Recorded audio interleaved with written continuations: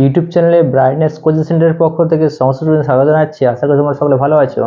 আজকে ভিডিওতে আমি টপিক নিয়ে আলোচনা করব, যারা উচ্চ মাধ্যমিকে ভর্তি হয়েছে, অর্থাৎ মাধ্যমিক পরীক্ষা দেওয়ার পরে যারা উচ্চ মাধ্যমিকে ভর্তি হয়েছো একাদশ শ্রেণীতে, অর্থাৎ তোমরা নিশ্চয়ই জানো উচ্চ মাধ্যমিকের সেমিস্টার সিস্টেম চালু হয়েছে। একাদশ শ্রেণীর ফার্স্ট সেমিস্টারে তোমাদের ফার্স্ট সেমিস্টারের সিলেবাসে ম্যাকবেথ, উইলিয়াম শেক্সপিয়ারের লেখা যে ম্যাকবেথ নাটকটি আছে, তো সেই নাটক থেকে তোমাদের সম্ভাব্য যে এমসিকিউ টাইপের কোশ্চেন আসবে তোমরা নিশ্চয়ই জানো। তো যারা সায়েন্স, আর্টস, কমার্স নিয়ে যারা পড়াশোনা করছো তাদের প্রত্যেকেরই এই ইংলিশ সাবজেক্টটাতে উইলিয়াম শেক্সপিয়ারের লেখা ম্যাকবেথ এই নাটকটা আছে। এই নাটকটির আমি এই ভিডিওতে ব্যাকগ্রাউন্ড নিয়ে আমি আলোচনা করব, অর্থাৎ ক্যারেক্টার নিয়ে অবশ্যই আলোচনা করব, কারা কোন ক্যারেক্টারে অংশগ্রহণ করেছে, এবং আলোচনা করার পরে আমি নেক্সট আবার ভিডিওতে ব্যাখ্যা করব, ব্যাখ্যা করে অবশ্যই বিষয়বস্তু সারসংক্ষেপ ব্যাখ্যা করব। তাই অবশ্যই ভিডিওটা সাবস্ক্রাইব করে রাখবে যারা নতুন আছো। তা আমি ক্যারেক্টারগুলো নিয়ে এই নাটকে আলোচনা করছি। তো মহান নাট্যকার উইলিয়াম শেক্সপিয়ার, অর্থাৎ অল ওভার ওয়ার্ল্ডের অন্যতম মহান নাট্যকার উইলিয়াম শেক্সপিয়ার, উনি ওনার লাইফে অনেক নাটক লিখেছিলেন। তার মধ্যে অন্যতম একটি পপুলার বা জনপ্রিয় নাটক ম্যাকবেথ। এই ম্যাকবেথ নাটকটি এটা একটা ট্র্যাজেডি। এই নাটকটা হচ্ছে ট্র্যাজেডি। তোমরা জানো তোমার যে এমসিকিউ টাইপের যে কোশ্চেন আসবে, তোমাদের যে এমসিকিউ টাইপের কোশ্চেন হবে সেই এমসিকিউ টাইপের কোশ্চেনে কিন্তু অবশ্যই থাকতে পারে ম্যাকবেথ নাটকটি কোন ধরনের নাটক, ট্র্যাজেডি। ট্র্যাজেডি আমরা কাকে বলবো, কখন ট্র্যাজেডি বলবো? যখন কোনো ঘটনা আনন্দের মধ্য দিয়ে শুরু হবে এবং দুঃখের মধ্য দিয়ে শেষ হবে, তাকে আমরা ট্র্যাজেডি বলবো। তো তাই ম্যাকবেথ নাটকটি কিন্তু আনন্দের মধ্য দিয়ে শুরু হয়েছিল এবং কি দুঃখের মধ্য দিয়ে শেষ হয়েছিল। তোমাদের যখন আমি পড়াবো বা বোঝাবো তখন অবশ্যই তোমরা বুঝতে ফিল করতে পারবে। তো যেটা হচ্ছে যে ঘটনাটা আনন্দের মধ্য দিয়ে শুরু হয় এবং দুঃখের মধ্য দিয়ে শেষ হচ্ছে সেটাকে বলা হচ্ছে ট্র্যাজেডি। তাই ম্যাকবেথ নাটকটি ছিল একটা ট্র্যাজেডি ছিল। এবারে ক্যারেক্টারগুলো আমি আলোচনা করছি। কি বলছে এখানে ক্যারেক্টারে কারা কারা আছে? ফার্স্ট ক্যারেক্টার লেখা আছে ডানকান। তাহলে অন্যতম একজন ক্যারেক্টার ডানকানকে দ্য কিং অফ স্কটল্যান্ড, তাহলে যে দেশের কথা বলা হয়েছে নাটকে দেশটির নাম স্কটল্যান্ড, তাহলে স্কটল্যান্ডের রাজার নাম ছিল ডানকান। ইনি একজন চরিত্রে আছেন। আর কে আছেন? ম্যাকবেথ। তাহলে নাটকের নাম ম্যাকবেথ, এবার এখানে কিন্তু ম্যাকবেথ চরিত্র আছে। ম্যাকবেথ কে ছিল? দ্য থেন অফ গ্লেমিস, এটা একটা পরিচয়, গ্লেমিসের অধিপতি। তাহলে গ্লেমিসের অধিপতি ছিল ম্যাকবেথ, এটা পরিচয়। আর কি পরিচয় আছে?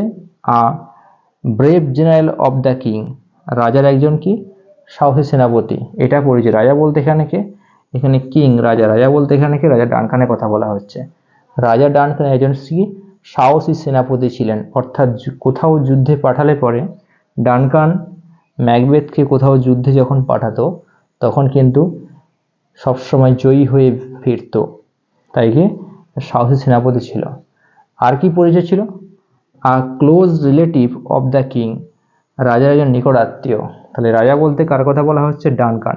তাহলে ডানকানের একজন নিকট আত্মীয় ছিল কে? ম্যাকবেথ। তাহলে তিনটে পরিচয় পাওয়া যাচ্ছে। একটা পরিচয় কি গ্লেমিসের অধিপতি ছিল ম্যাকবেথ, আর রাজার একজন সাহসী সেনাপতি, এটার পরিচয়, আর close relative of the king, রাজার নিকট আত্মীয়, এটার পরিচয়। নেক্সট আলোচনা করছি ক্যারেক্টারে কি ব্যাংকো। 3 নম্বর ক্যারেক্টার বলা হচ্ছে ব্যাংকো। ব্যাংকোকে brave general of the king, রাজার একজন কি সাহসী সেনাপতি। তাহলে রাজার দুইজন সাহসী সেনাপতি ছিল। রাজার দুইজন সাহসী সেনাপতি, একজনের নাম হচ্ছে ম্যাকবেথ আর একজনের ব্যাংকো। দুইজন সাহসী সেনাপতি ছিল। রাজা ডানকান যেখানে এই দুইজন সেনাপতিকে পাঠাতো, অর্থাৎ ব্যাংকোকে এবং ম্যাকবেথকে যেখানে পাঠাতো সেখানে যুদ্ধে জয়ী হয়ে ফিরত। তো বিশ্বস্ত মানুষ ছিলেন এই ব্যাংকো এবং ম্যাকবেথ। এবার বলছে কি লেডি ম্যাকবেথ। লেডি ম্যাকবেথকে ম্যাকবেথস ওয়াইফ, ম্যাকবেথের স্ত্রীর নাম ছিল লেডি ম্যাকবেথ। তো লেডি ম্যাকবেথ ইনি ছিলেন যে উচ্চাকাঙ্ক্ষী মহিলা ছিল, হায়ার অ্যাম্বিটিয়াস ওম্যান, উচ্চাকাঙ্ক্ষী মহিলা ছিল। এবং মানুষ ম্যাকবেথের স্ত্রী লেডি ম্যাকবেথের মধ্যে লোভ ছিল প্রচুর পরিমাণে, এবং তার জন্যই লেডি ম্যাকবেথের জন্যই কিন্তু ম্যাকবেথের ধ্বংস হয়েছিল, ম্যাকবেথ শেষ হয়ে গেছিল। তো সেটা আমরা যখন নাটকটা পড়ানো হবে তখন বুঝতে পারবে। এবার বলছে কি ম্যাকডাফ কে ছিল? ম্যাকডাফ ছিল কি? দ্য থেন অফ ফাইভের অধিপতি।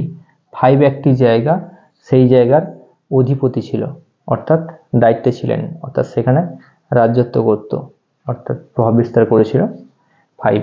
এবং আর কি করেছিল? ম্যাকবেথস এনিমি, ম্যাকবেথের শত্রু ছিল। তাহলে কি সেনাপতি, সাহসী সেনাপতির ম্যাকবেথের শত্রু কে ছিল? ম্যাকডাফ। তাহলে ম্যাকডাফ ছিল চিরশত্রু। নেক্সট বলছে কি ম্যালকম কে ছিলেন? দ্য কিংস এল্ডার সন, রাজার বড় ছেলে। রাজা এখানে কে? স্কটল্যান্ডের রাজা ডানকান, বৃদ্ধ রাজা ডানকান ছিলেন ন্যায়পরায়ণ রাজা, অর্থাৎ স্কটল্যান্ডের মানুষরা ওনাকে খুব বিশ্বাস করতো এবং খুব ভালোবাসতো। রাজাও স্কটল্যান্ডের দেশবাসীদেরকে বন্ধুর মতো ভালোবাসতেন। তো ন্যায়পরায়ণ রাজা ছিলেন, বেনাভোলেন্ট কিং ছিলেন। সেই রাজার বড় ছেলের নাম হচ্ছে ম্যালকম। তাহলে ম্যালকম ছিল বড় ছেলে। এখন কি বলছে? ডোনাল্ড বেন কে ছিল? দ্য কিংস ইয়ঙ্গার সন, রাজার ছোট ছেলে। রাজার ছোট ছেলের নাম ছিল ডোনাল্ড বেন ছিল রাজার ছোট ছেলে। এবং কি বলছে? ফ্লিয়েন্স কে ছিল?